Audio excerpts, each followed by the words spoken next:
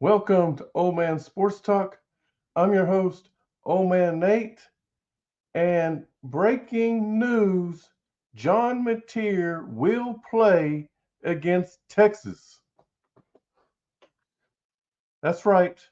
I'm telling you right now that John Mateer is going to play against Texas. So all you Texas fans out there that thought you're going to get by with backup Hawkins being playing quarterback against you, not so fast, as Lee Corso would say. So before we get into it, I want to say that I haven't been told this by anybody from OU or a reporter or anything like that. No medical staff, no coaching staff, no reporter. So you're probably saying, oh, well, how you get this information? Well, here's the thing. You can basically do your own research and find out the injury that happened to John Mateer along with the recovery time for an injury like this. And so on September 20th, John Mateer broke his thumb against the forearm when he followed through on a pass in the first quarter and hit a defensive lineman's forearm for Auburn. He broke his thumb, and by the way, he went on to finish the game. Nobody knew it was broke, okay? And he didn't really show any signs. The balls weren't fluttering or anything, didn't look funny. And he completed 16 out of his next 17 passes for over 200 yards and a touchdown. No interceptions, by the way. So, um, yeah, you really couldn't tell he was hurt. But that's when he got hurt, September 20th. And then the Texas Longhorn game is not until October 11th. So that's about 3 weeks to prepare for that game. And on September 24th, he had surgery on it. And Dr. Shin out of Los Angeles is the one that performed the surgery on his hand and his throwing hand. Okay. Dr. Shin has actually done this exact same surgery on two other quarterbacks. In 2020, he performed this exact same surgery on Jared Goff. Jared Goff broke his hand or his thumb, hitting it the same way that John Mateer, but I believe he hit a helmet instead of a forearm or something like that. But on December 27th, he broke his thumb. Now I'm not 100% sure exactly when the surgery uh, happened for Jared Goff, but he only missed one game. Okay, the January the January third game, which was the first round of playoffs, he didn't play. Then he came back the following week and played against the Seahawks, the same team he actually played against when he hurt it. And on January 9th, and he was 9 for 19 for 155 yards and one touchdown and no interceptions. Okay. And then he also played the following week against the Packers. So against the Seahawks, the Rams won that playoff game 30-20.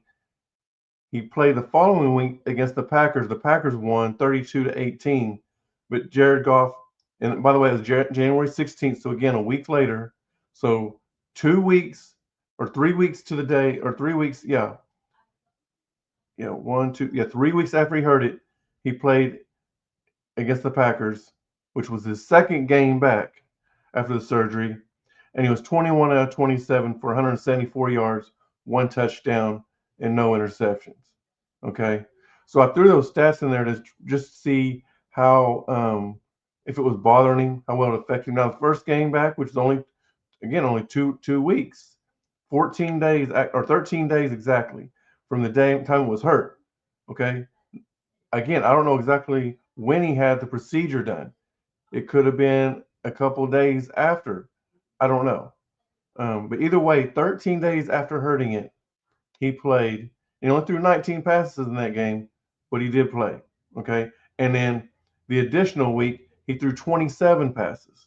So about the time frame when John Mateer would come back, he threw 27 passes. So that tells me he was either a lot more healed or maybe the game plan. I don't know. I didn't watch the game. Maybe the game plan was to just throw it more against the Packers and run it more against the Seahawks. I don't know. Now, that was the latest one, though, was last year where Dr. Shin performed the same procedure on Indiana's quarterback, Curtis Rourke. And Curtis Rourke hurt his hand, broke his thumb against Nebraska on October 19th. Okay. He missed the Washington game, which was on October 26th, but then he came back and played November 2nd against Michigan State. So 14 days later, he came back and played against Michigan State. And his stats were 19 of 29 for 263 yards, 4 touchdowns, and no interceptions. So he threw the ball 29 times just 2 weeks after the surgery. So Mateer, who broke his thumb on September 20th, had the procedure done on September 24th. October 11th or 14 days from the 24th is October 8th, and the Texas game is the 11th. So unless there's some sort of issues with his procedure, maybe an infection wears in, he just doesn't, not everybody heals the same. So unless he just doesn't heal properly, he will play against Texas. The dates of this procedure are right on. So, and again, I'm going from the date of the procedure. The dates for both Jared Goff and Curtis Rourke are from when they broke it, not from when they actually had the procedure, because they didn't have it the same day. They may have had it the next day or 2 days. It was 4 days later for Mateer, because he actually received some guidance that he could probably play through it. And then they probably decided, hey, we got a bye week, and then you got another bye week with Kent State. So you technically got 3 weeks to get ready for Texas. Let's go ahead and get this done. You got time. So I know that Brent Venables and everybody is saying they don't know exactly when the time frame on his procedure. That's exactly what Indiana said too. Okay, that was exactly what Indiana said, and he came back just 14 days after he broke it, not from the procedure, but when he broke it. So yeah, Texas, sorry, he's playing. He's going to line up and he's going to run it down your throat. He's going to pass it all over y'all. So there's the update, guys. John Mateer, and I'm really surprised nobody else is reporting this or even talking about it. The fact that, oh, it's a possibility he could play. There's none of that going on, and I'm really shocked that they're not. But I know why Brent Venables is saying, obviously you want to do the cat and mouse thing where you want them to think, oh, he's not playing. Heck, Venables has done it before, even before game time. I remember, I think it was his first Red River rivalry. Dillon Gabriel was our starting quarterback, and the week before he got a concussion against TCU. Dillon Gabriel went out there in warm-ups and went through warm-ups. And then when they go back in, he changed into street clothes. Okay? So he had Texas thinking he's going to play. And he wasn't going to play. So, and everybody knew that. So in this case, it's kind of the opposite. He wants everybody thinking he's not going to play, and he's going to play. So now this week they don't have to give. The SEC does not require a injury report to be released, so I don't expect the Sooners to release one. But next Wednesday night, a week from this Wednesday, there will be the first injury report release. And I actually expect for John Mateer to be on questionable and not probable or doubtful, but questionable. So, and here's why. So I looked up what the different levels mean.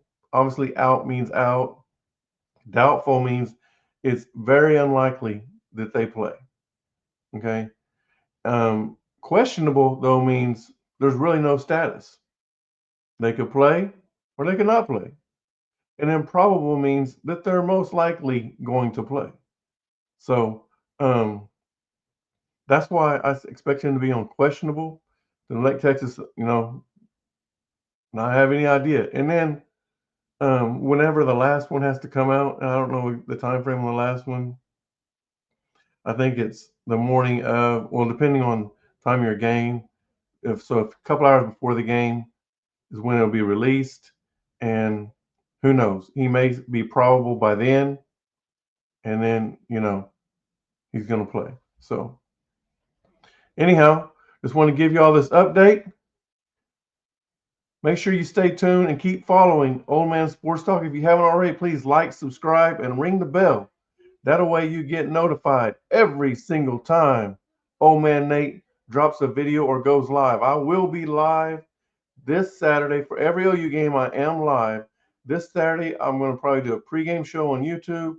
And then I've got my TikTok account available now where I can personally, not have to use my business account, go live. I got notified of that today. So I will be going live this Saturday on TikTok at some point. Anyways, and you can find me on Old Man Sports Talk on TikTok. Basically all the social media platforms. All right. Anyway, we'll talk to you next time right here on Old Man Sports Talk.